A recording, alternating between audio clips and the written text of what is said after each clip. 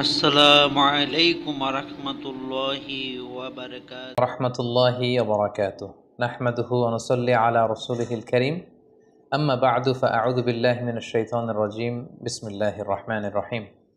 সম্মানিত দিনী ভাই এবং বোনেরা, প্রফিট সিরিজের ১৯তম পর্বে আপনাদের সবাইকে স্বাগতম। আজকের পর্বে আমরা সাইয়েদনা ইলিয়াস আলাইহিস সালামের জীবনী শুনব ইনশাআল্লাহ। সাইয়েদনা ইলিয়াস আলাইহিস সালাম তিনি বনি ইসরাইলের একজন নবী, যিনি সাইয়েদনা সুলাইমান আলাইহিসসালামের পরে পৃথিবীতে নবী হিসেবে আবির্ভূত হয়েছিলেন। এবং ইলিয়াস আলাইহিসসালাম তিনি সাইয়েদনা হারুন আলাইহিসসালামের বংশধর।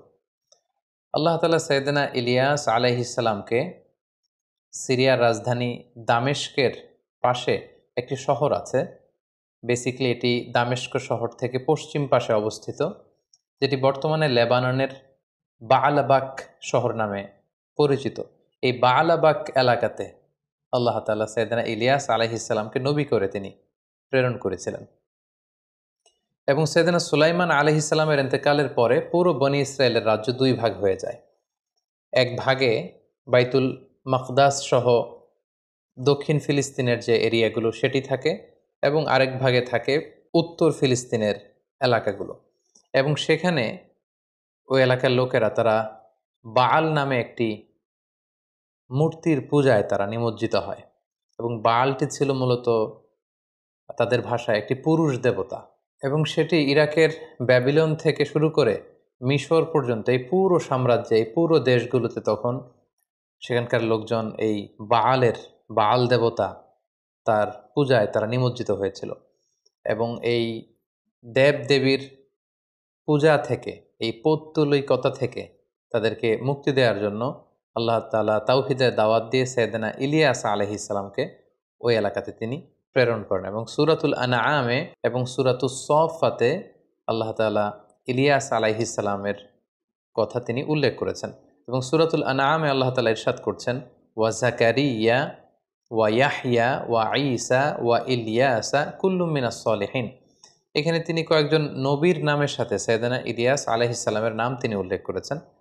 তিনি বলেছেন যে জাকারিয়া, ইয়াহইয়া, ঈসা এবং ইলিয়াস কুল্লুম মিনাস সলিহিন, তাদের প্রত্যেকেই ছিল সলেহিন, নেককার, সৎকর্মপরায়ণ। এতটুকুই তিনি বলেছেন।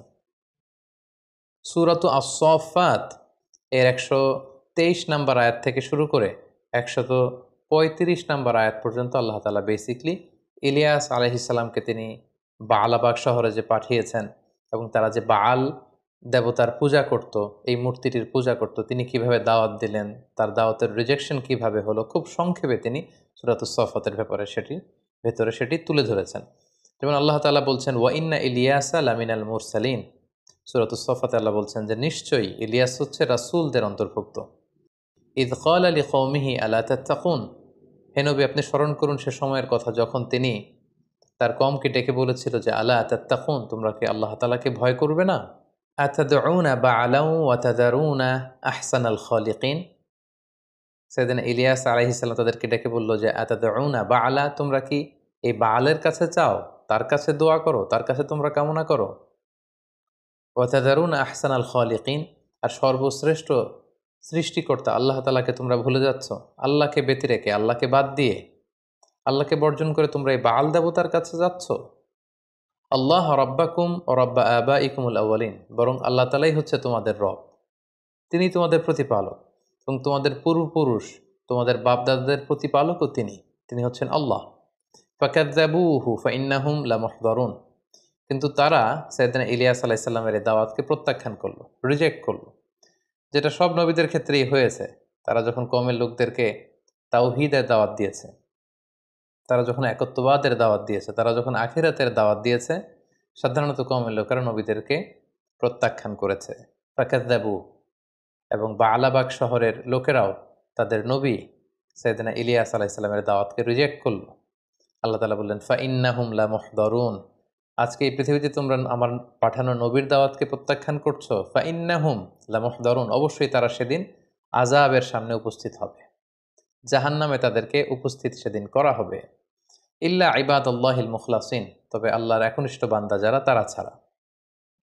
ওয়া তারাকনা আলাইহি ফিল আখিরিন, আর আমি পরবর্তী প্রজন্মের কাছে ইলিয়াসের সুনাম সুখ্যাতি আমি ছড়িয়েছি। যেমন আজ পর্যন্ত আমরা সাইয়েদনা ইলিয়াস আলাইহিস সালামের জন্য দোয়া করি, তার জীবনী থেকে শিক্ষা খোঁজার চেষ্টা করি, এবং তার নামকে আল্লাহ তাআলা একাধিকবার তিনি কালামুল্লাহ মাজিদে কিন্তু উল্লেখ করেছেন।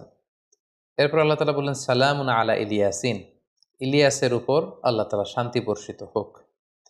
ইলিয়াস আলাইহিস সালামের কোনো মুফাসসিরিন একরাম বলেছেন যে দুটা নাম, একটা নাম হচ্ছে ইলিয়াস আর একটা হচ্ছে ইলিয়াসিন। সূরাতুল আনআমে আল্লাহ তাআলা ইলিয়াস বললেন, আর এখানে আল্লাহ তাআলা বললেন ইলিয়াসিন। ইন্না কাযালিকা নাজজিল মুহসিনিন, আল্লাহ তাআলা বললেন এভাবেই আমি যারা মুহসিন তাদেরকে প্রতিদান দিয়ে থাকি। ইন্নাহু মিন ইবাদিনাল মুমিনিন, নিশ্চয় ইলিয়াস হচ্ছে আমার বিশ্বাসী বান্দাদের অন্তর্ভুক্ত। সম্মানিত শুধু এই দুইটি আয়াতে সংক্ষিপ্ত পরিসরে আল্লাহ তাআলা বনি ইসরায়েলদের জন্য পাঠানো এই নবী ইলিয়াস আলাইহিস সালাম, যাকে আল্লাহ তাআলা সুলাইমান আলাইহিস সালামের পরে এই পৃথিবীতে বাণীবাহকের দায়িত্ব দিয়ে নবী করে পাঠিয়েছিলেন, কেবলমাত্র কালামুল্লাহ মাজিদের এই দুটি সূরাতেই তিনি ইলিয়াস আলাইহিস সালামের এই কথাগুলো উল্লেখ করেছেন। এছাড়াও বিভিন্ন তাফসির গ্রন্থগুলোতে সাইয়েদনা ইলিয়াস আলাইহিস সালামের জীবন প্রবাহের ব্যাপারে যেটি পাওয়া যায় যে তিনি যখন দাওয়াত দিলেন এবং বাআলাবাগ শহরের লোকেরা যখন বাআল নামক মূর্তির পূজা তারা অব্যাহত রাখলো, নবীর দাওয়াতকে অস্বীকার করলো, তখন তিনি বদদোয়া করলেন। তখন তিনি আল্লাহর কাছে বললেন যে, হে আল্লাহ, আপনি বাআলাবাগ শহরে 3 বছরের জন্য বৃষ্টি নাজিল করা বন্ধ করে দেন। এবং আল্লাহ তাআলা আল্লাহর নবী ইলিয়াস আলাইহিস সালামের এই দোয়াকে কবুল করলেন। 3 বছর এই বাআলাবাগ শহরে আকাশ থেকে কোনো বৃষ্টি ঝরেনি। ফলে সেখানে খরা, দুর্ভিক্ষ, খাবারের ঘাটতি, খাদ্যশস্যের ঘাটতি, এই ভয়াবহ পরিস্থিতিতে যখন বাআলাবাগ শহরের লোকেরা পড়ল, তারা বুঝতে পারলো যে আসলে তিনি আল্লাহর নবী। তারা এসে নবীর কাছে ক্ষমা চাইল যে আপনি আমাদেরকে ক্ষমা করে দেন এবং আল্লাহকে বলেন আল্লাহ তাআলা যেন আমাদেরকে মাফ করে দিয়ে বৃষ্টি দেয়, আমরা ঈমান আনবো।